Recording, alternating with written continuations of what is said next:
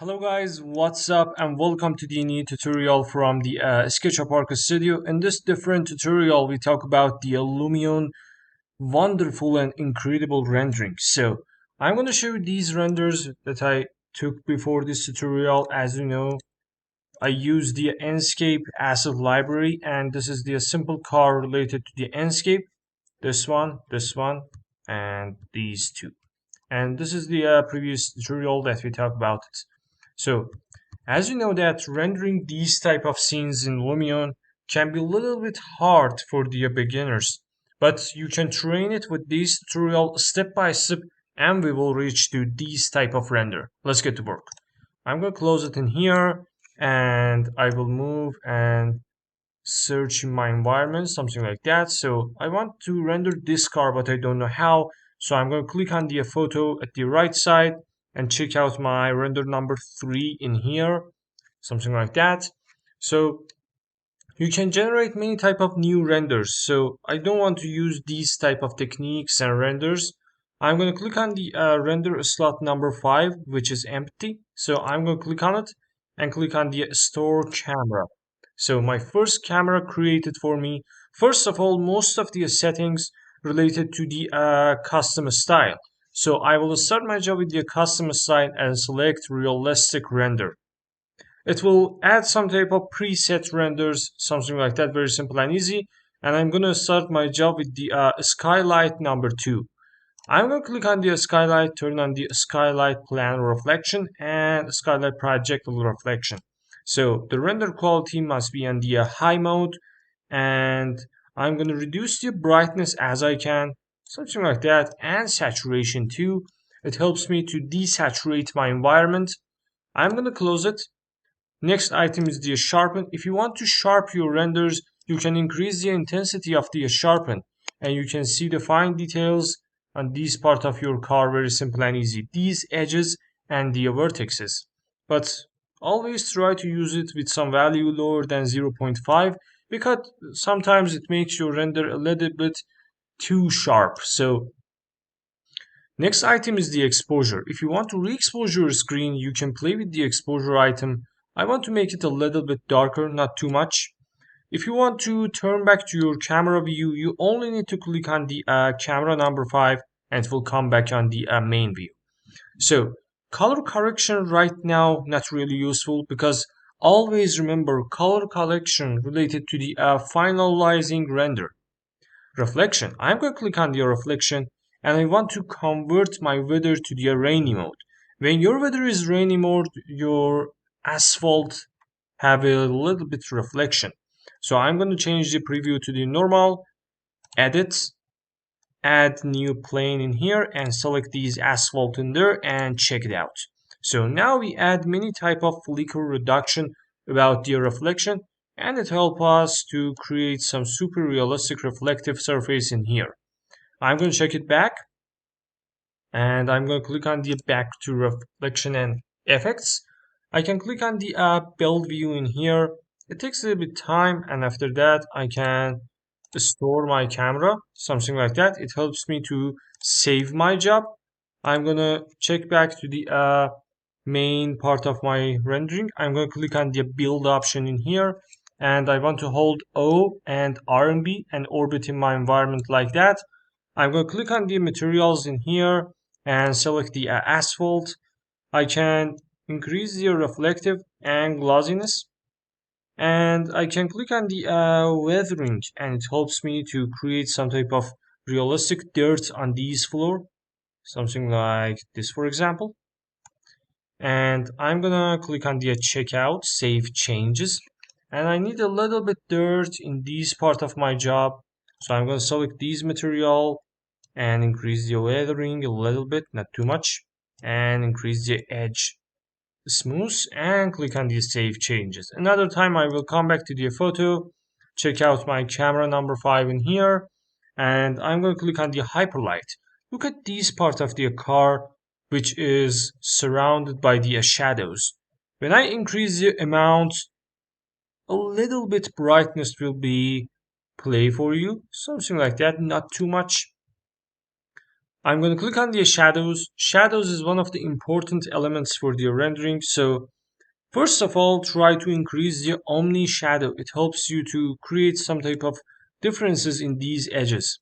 And if you change the sun shadow range, you can change the shadow act and play in your environment.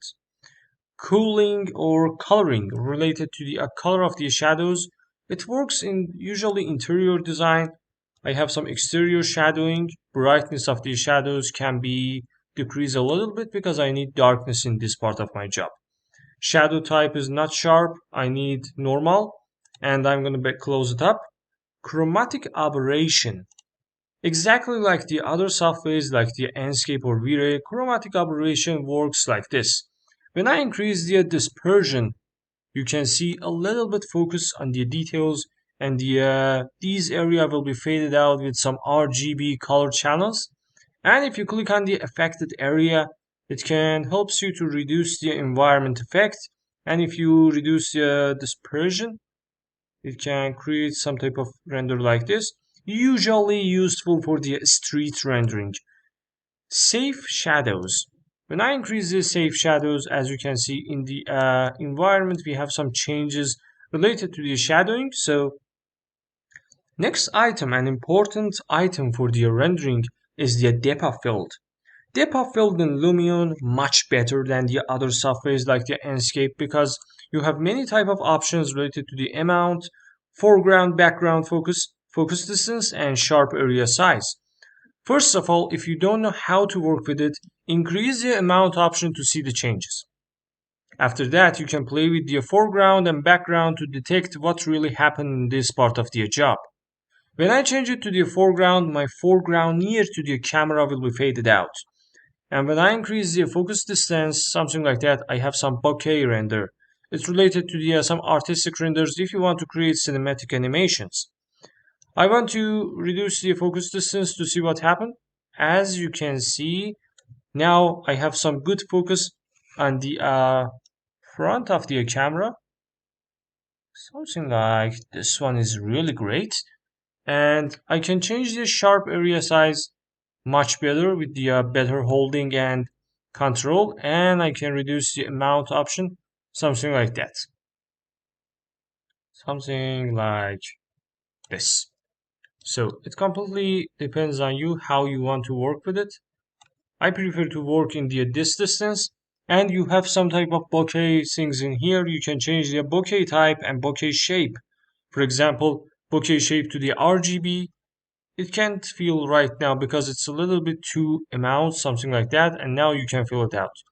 But the normal is the bokeh with the polygon shape. So I'm gonna come back to the this part of my job. I can move my effect to the upside color correction, but we have some work with other items. So I need some rainy rendering. What can I do?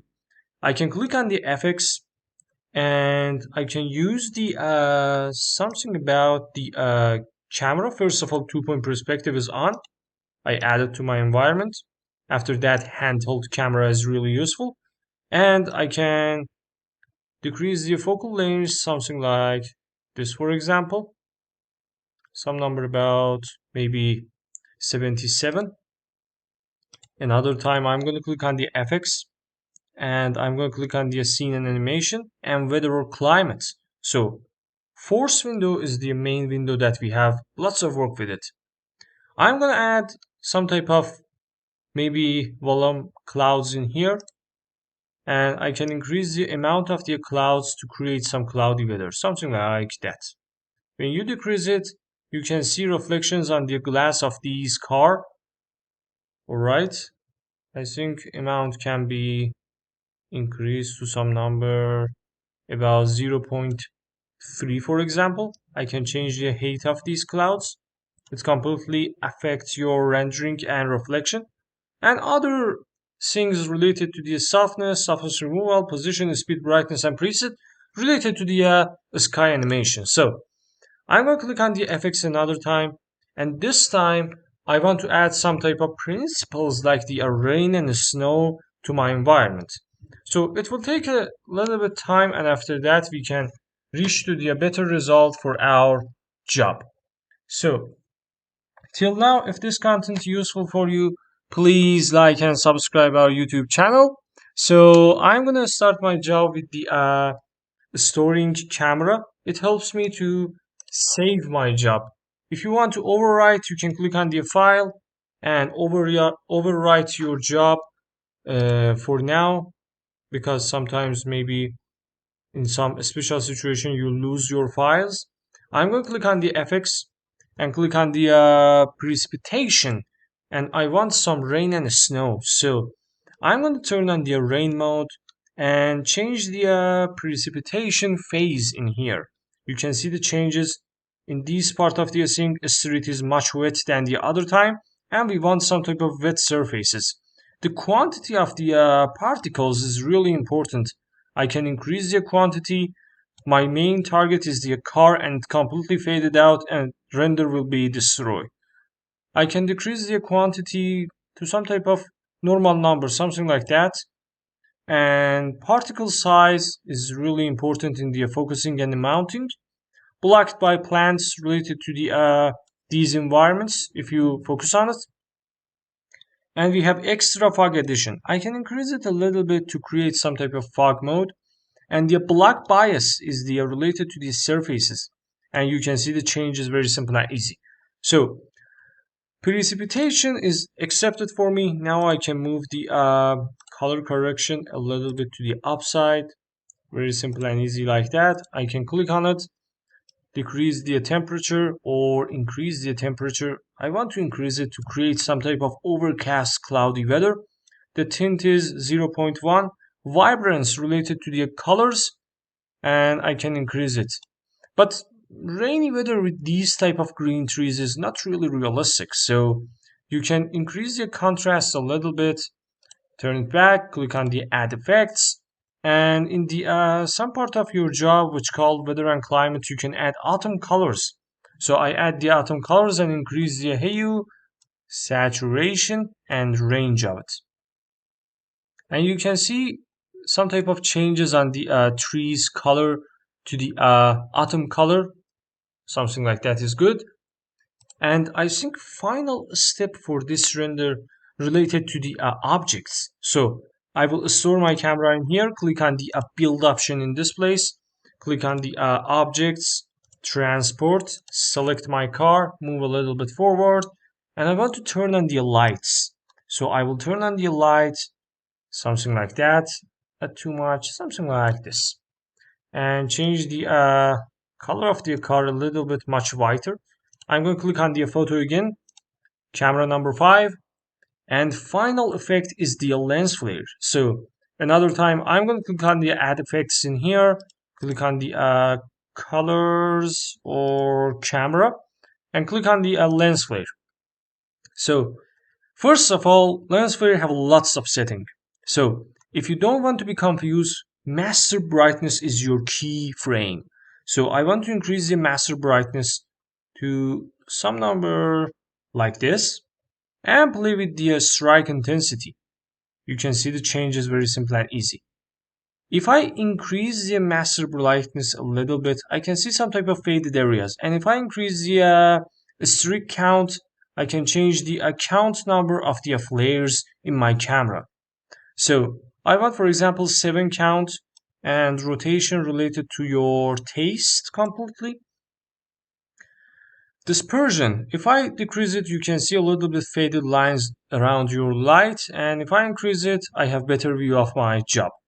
Streak fall off related to the some type of flares in your camera and your scene, but I don't suggest it. Try to use without it. Bloom amount related to the covering the lights. If I decrease it, I have clear lights, and when I increase it, I will have some faded lights in here. Streak amount, when I increase it, we have some type of flares lines like that, very simple. And when I decrease it, I will have some clear render. I prefer to have some type of clear render and isolate bright pixels. When I increase it, only bright place will be isolated for me much better. And halo amount related to the power of the flares around your camera lens. So I prefer to reduce it. And final step is the lens dirt, which completely mutual in the Enscape and V-Ray camera settings. So I can increase the lens dirt a little bit to create some type of effects like this, and my work is done. So I will click on the turn back, store my camera, turn back to my effects, color correction, play with the contrast and brightness a little bit. I think everything is good for me. Everything is done. And if you want more reflection, you can change your asphalt material setting. So, time for the rendering without any type of stop. You can click on the render photos for the final job, save it as the desktop rendering resolution, and it will ask you the place of it. For example, 15 underline test. I can save it on my desktop. For example, I can add it LUMION render and press save. It takes a little bit time, and after that rendering will be start and generate for you. The process of it very fast and easy. Only taking this render have some type of obstacles, but the final result is really amazing in Lumion. So comment your opinion about the Lumion tutorial. If you like this content, please like and subscribe our YouTube channel, and you can compare it with the Enscape or V-Ray in the comments below this video. I'm really appreciative for your watching. Thanks for your time, thanks for your support, and goodbye.